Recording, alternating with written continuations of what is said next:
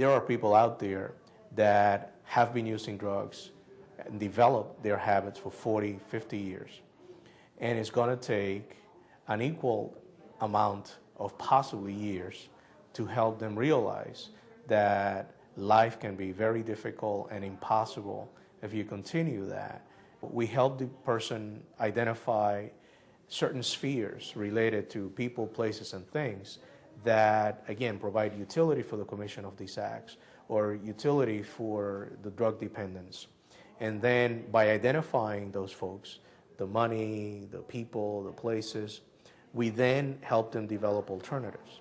They have some skills. They develop a means of negotiating systems. So part of what we try to do is to flip that and make it adaptive as opposed to maladaptive. So the same way in which they were able to manage their psychosis in the throes of casing a bank are the same ways in which we're going to help them manage their relapse prevention plan so that if the psychosis breaks through, they'll be able to, notwithstanding, remember to talk to someone about the fact that, you know, I'm still hearing voices and this is not getting any better.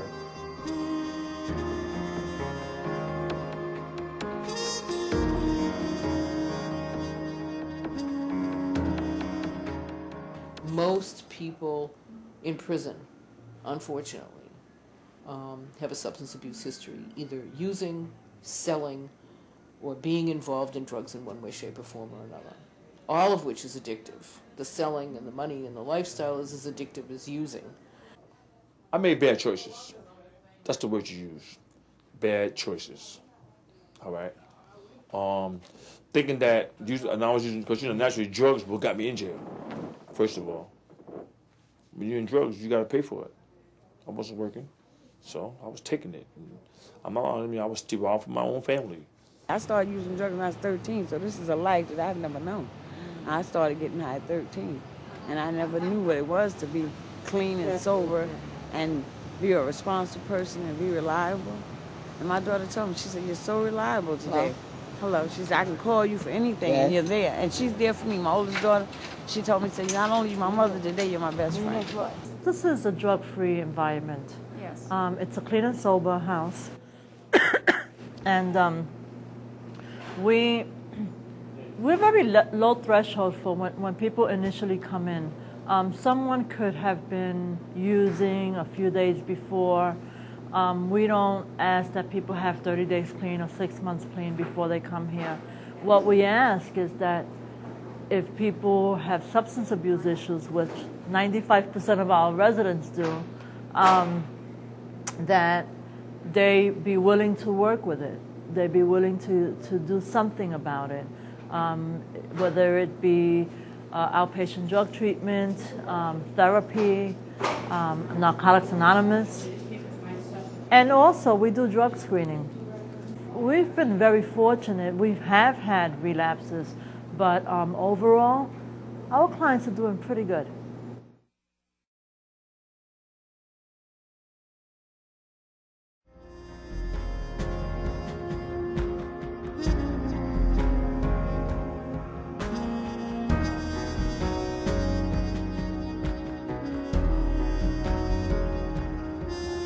For girls and for women, they are abused and hurt by people who say, "I love you." It's definitely a different focus, and we've taken the time to really get the criminal justice system to understand that we needed to do gender-responsive education and programs that will help facilitate women's self-sufficiency. Most of our programs in prisons and in jails is the male model.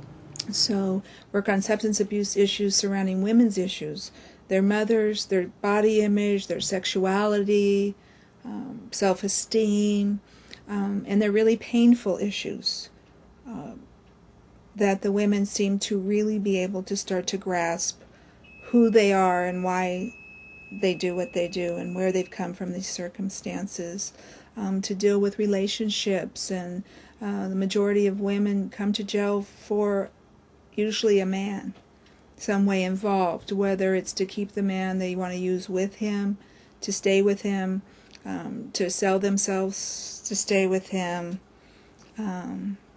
carry the drugs for them. That's a national, the drug laws are very difficult for women because they're usually holding drugs and doing really crime related to their male or substance abuse issues involved in that.